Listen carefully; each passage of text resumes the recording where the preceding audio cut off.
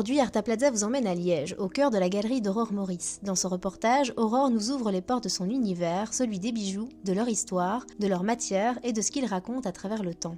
Un regard expert, passionné et quelques pièces exceptionnelles à découvrir. En parlant de la période Art déco, c'est des matériaux aussi qui vont être importants, puisque le platine, l'onyx et le diamant vont faire leur grande apparition. On aimait beaucoup les symboles dans les bijoux. Donc ici, on est sur une très belle bague qui est en platine, qui va tout être travaillé et gravé. C'est surtout l'arrière qu'il va falloir montrer, puisqu'il s'agit d'un bijou qui est un mariage.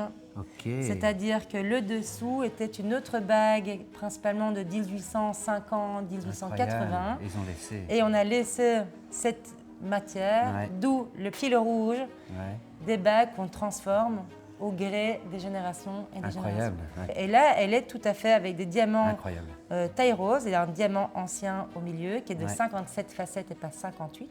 Nos diamants d'aujourd'hui auront 58 facettes. Les bijoux étaient soit pour un homme, on avait l'épingle de cravate, on avait la chevalière et la montre de gousset. Et, il ne faut pas oublier, les boutons de col, les boutons de manchette et on avait l'épingle de cape et on avait des fois les boutons de chaussures. Donc ça, c'était les bijoux masculins. Et puis pour les bijoux de femmes, on a eu les diadèmes, on avait les Hoorbeller, c'était les boucles d'oreilles hollandaises, c'est très beau, il fallait voir au musée de Lille, c'est fantastique. Et il y avait des bijoux dans tous les sens. Et c'était pour montrer la boîte à priser. Priser le tabac, c'était un bijou parce qu'on le mettait dans des matières principalement onéreuses. Tout était un bijou. Une montre en platine et diamant. Très très beau. On est dans les années 1920-1930. Moi, ce que je regarde toujours, c'est l'arrière parce que c'est vous qui allez le porter, mais c'est vous qui savez ce que vous avez. Les autres, ceux qui voient ça à votre poignet, se disent c'est très beau, mais le point important dans un bijou, c'est justement de savoir ce qu'il y a à l'intérieur de ce bijou. Quand vous avez une alliance, vous avez vos noms, vous avez vos dates, il n'y a que vous qui le savez.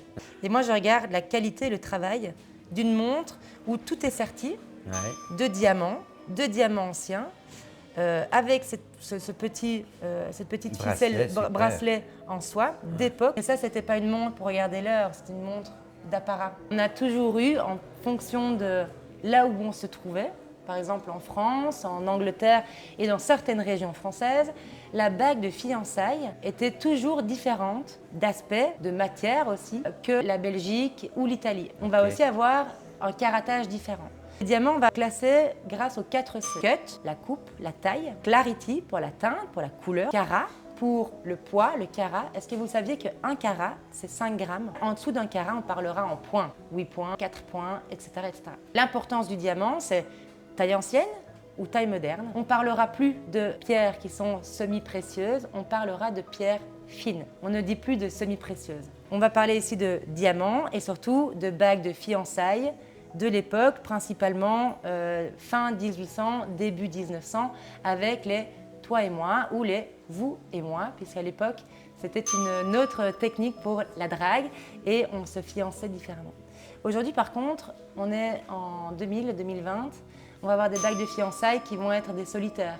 Et là, c'est encore une autre manière de demander, en tout cas de prouver son amour. Les bagues, toi et moi, c'est toujours 2 diamants ou 2 points qui vont être sertis.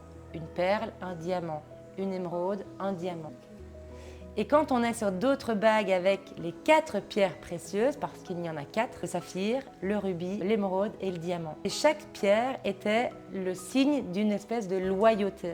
On croyait beaucoup à la gémologie comme mettant des pierres de vertu qui aidaient la femme dans certains épisodes de sa vie. Le diamant, c'est brut, mais c'est du carbone et ça a des millions d'années. Et donc, on disait toujours, ça ne peut pas s'évanouir. Et l'amour ne peut pas s'évanouir. Toi et moi, le vous et moi, ce sera toujours vraiment cette symbolique de 2. Et puis, on peut rajouter et sortir une 3e. Les Allemands, ils adorent faire une chose, c'est d'offrir un solitaire. Et puis, quand il y a un enfant, on met un autre diamant.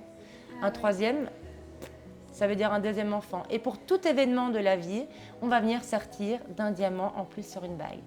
Et des fois, on peut même tomber alors du coup sur les alliances semi-américaines et sur les alliances américaines qui sont alors des anneaux qui sont entièrement sertis de diamants.